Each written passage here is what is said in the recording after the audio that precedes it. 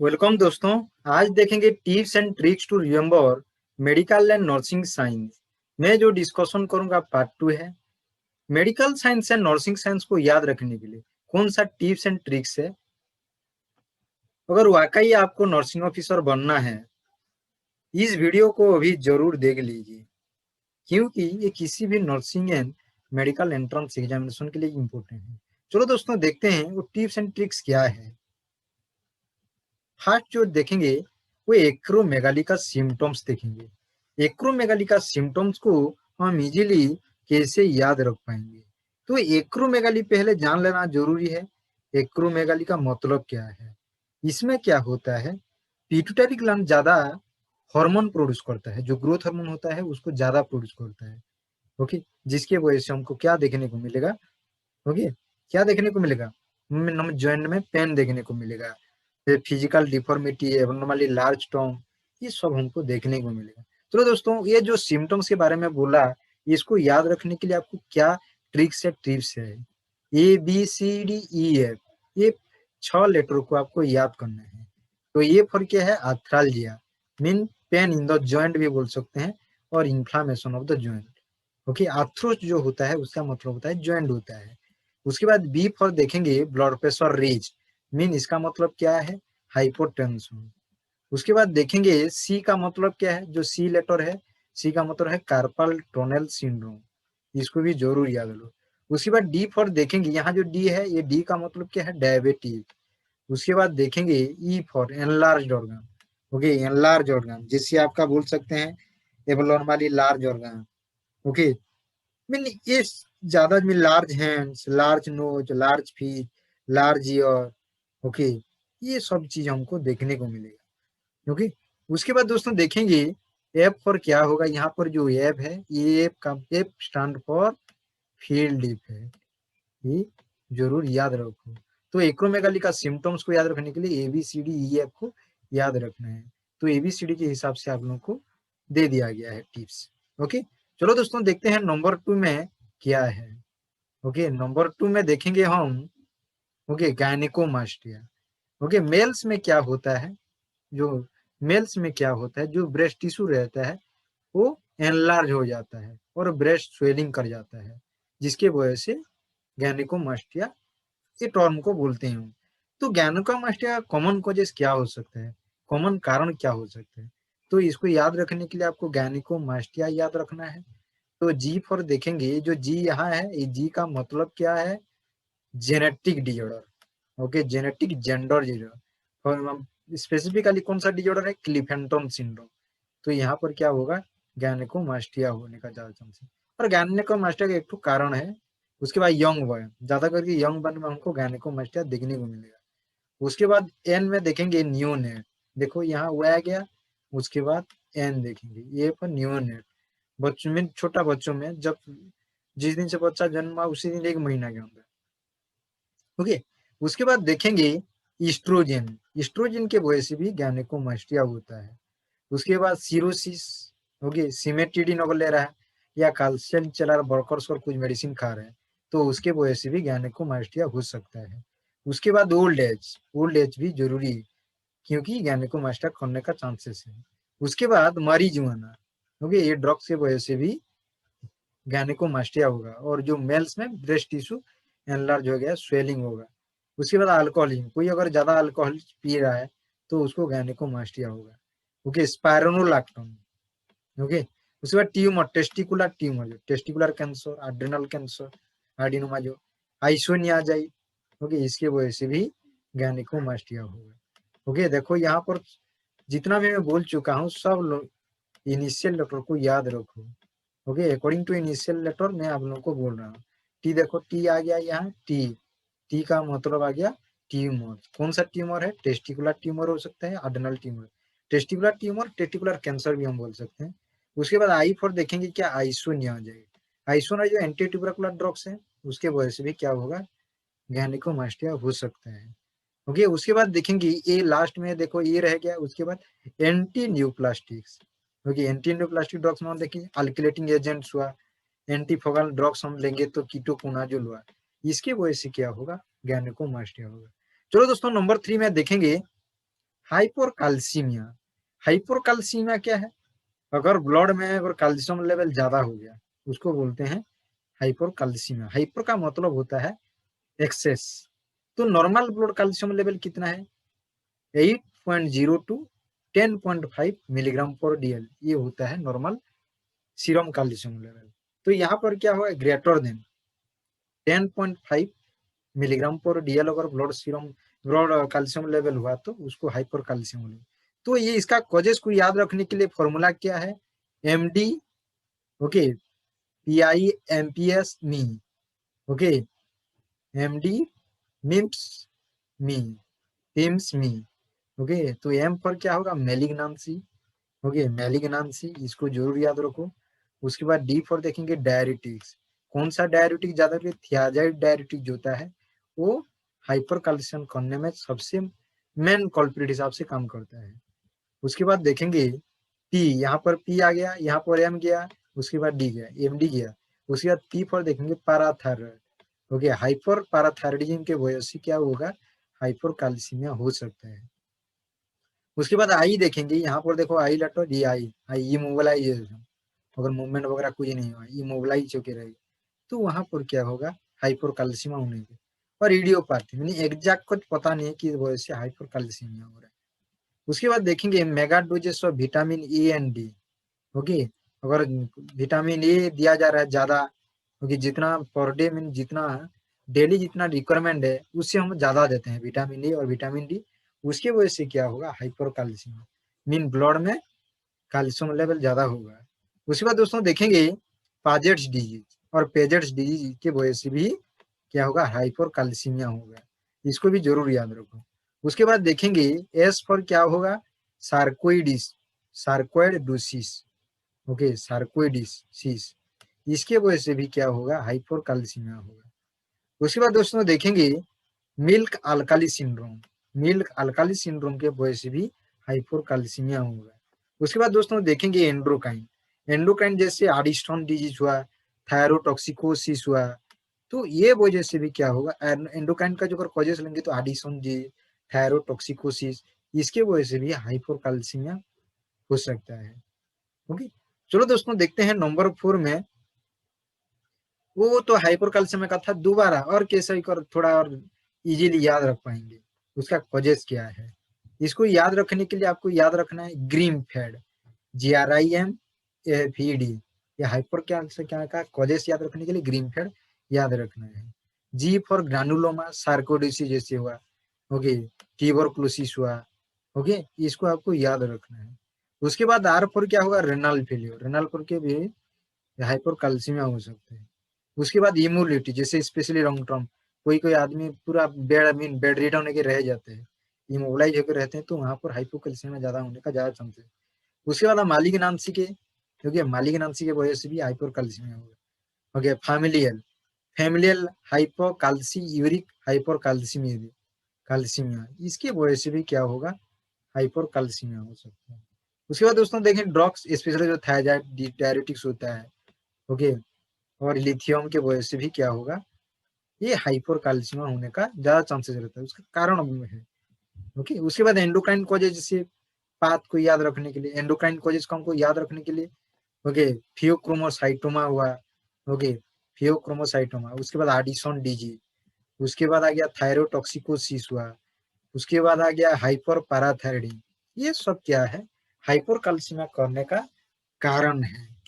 उसके बाद दोस्तों देखते हैं प्रेशर शोर, ओके, प्रेशर शोर को जो नॉर्टन स्कोर में हमको पता चलता है, नॉर्टन स्कोर याद रखने के लिए आपको याद रखना है मैजिक, ओके, मैजिक का मतलब क्या है? मैम पर हो गया मोबिलिटी, ओके, ए फॉर आ गया ADL, activities of daily life, okay, उसके बाद जी देखेंगे general condition, okay, I for देखेंगे इनकॉन्टिनेंस, ओके, सी फॉर देखेंगे कॉन्शियस लेवल, ओके। ये था आपका प्रेशर शोर जो नॉर्टन को किया जाता है, उसको रखना है या मैजिक। उसके बाद दोस्तों देखते हैं नंबर 6 में प्रुराइटस विदाउट रास, ओके, प्रुराइटस विदाउट रास, ओके, खुजली होगा बट रास देखने को नहीं मिलेगा, ओके, उसको देखते हैं दोस्तों। उसको याद रखने के लिए ईचिंग डीएक्स, ओके, इसको याद रखना है आपको, इचिंग डीएस। तो आई फॉर क्या होगा, इन्फेक्शन, जैसे स्काबीज हुआ, स्काबीज की वजह से भी प्यूराइटस हो सकता है, राश देखने को नहीं मिला। और टॉक्सोकेरियासिस की वजह से भी राश देखने को नहीं मिलेगा, बट खुजली होगा। ओके, उसके बाद देखेंगे थायराइड एंड अदर एंडोक्राइनोपैथी जैसे डायबिटीज मेलाइटस, खुजली होगा बट राश देखने को नहीं मिलेगा। ओके, राश देखने को नहीं मिलेगा। उसके बाद देखेंगे कैंसर की खुजली होगा बट राश देखने को मिलेगा। तो सी फॉर आ गया कैंसर। उसके बाद एज में क्या देखेंगे, हेमाटोलॉजिक डिजीज जैसे आयरन डेफिशिएंसी, ओके, और हेपाटोपैथी की वजह से भी ओके खुजली होगा बट राश देखने को नहीं मिलेगा। एचआईवी में खुजली होगा बट राश देखने को नहीं मिलेगा। ओके, उसके बाद देखेंगे इडियोपैथी। क्योंकि इडियोपैथी का मतलब क्या है, mean exact cause is unknown, इस वजह से खुजली हो रहा है, उसका राश देखने को नहीं मिल रहा है। उसके बाद देखेंगे न्यूरोटिक, न्यूरोटिक के वजह से भी खुजली होगा बट राश देखने को नहीं मिलेगा। उसके बाद जी में देखेंगे ग्राविडा, ओके, और प्रेगनेंसी में अगर कुछ खुजली वगैरह है रहा है, ओके, वहां पर हमको राश देखने को नहीं मिलेगा। ओके, उसके बाद दोस्तों देखेंगे डी, डी का मतलब क्या है, ड्रग्स, कुछ ड्रग्स है जो कि खुजली करता है बट राश देखने को नहीं मिलेगा।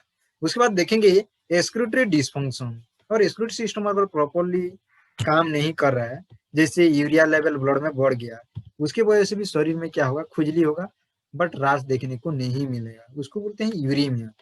ओके, चलो दोस्तों 7 में देखेंगे, okay, rashes, okay, mean time of appearance, कब ये अपियर करेगा शरीर में, ओके, कब ये अपियर करेगा, अगर बुखार हुआ है उसके बाद, ओके, कितना टाइम लेता है ये राशेस अपियर करने के लिए, देखने के लिए, शरीर में दिखने के लिए। इसको याद रखने के लिए आपको मैं शॉर्टकट फॉर्मूला बता रहा हूँ, टिप्स बता रहा हूँ। Really 6 children must take no exercise. देखो यहाँ पर आर आ गया, यहाँ एस, उसके बाद सी, उसके बाद एम, उसके बाद टी, उसके बाद एन, उसके बाद ई, जितना भी कैपिटल लेटर लिखा हो, जितना लेटर, जितना वर्ड्स का जितना लेटर जाएंगे। ओके, मैं कितना दिन लगता है ये राशेस आने के लिए, ओके, बुखार होने के बाद कितना दिन लगता है ये राशेस आने के लिए।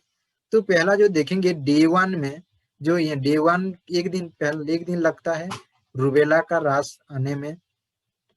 ओके, उसके बाद 2 डेज में देखेंगे स्कारलेट फीवर, यहाँ देखो एस फॉर स्कारलेट फीवर भी बोल सकते हैं, स्मॉल पॉक्स भी बोल सकते हैं। उसके बाद नंबर 3, ओके, बुखार हो गया चिकन पॉक्स का, जो सी आ गया चिकन पॉक्स, ये 3 नंबर दिन में ही क्या आएगा, राश देखने को मिलेगा। उसके बाद नंबर 4 में देखने जो है, नंबर 4 मिजिल्स, एम देखो यहाँ पर एम, क्योंकि मिजिल्स, ओके, कॉप्लिक स्पॉट देखने को मिलेगा, Koplik spot 1 day prior to rash. Okay, उसके बाद दोस्तों देखेंगे नंबर 5 में देखेंगे, ओके, 5 में क्या, टाइफस, ओके, स्क्रब टाइफस जो बोलते हैं, और रिकेडसिया, ओके, ये 5 नंबर दिन में राश देखने को मिलेगा। उसके बाद दोस्तों देखेंगे नंबर 6 में, ओके, एक्चुअली ये से कुछ देखने को नहीं मिलता है, नथिंग इज देयर।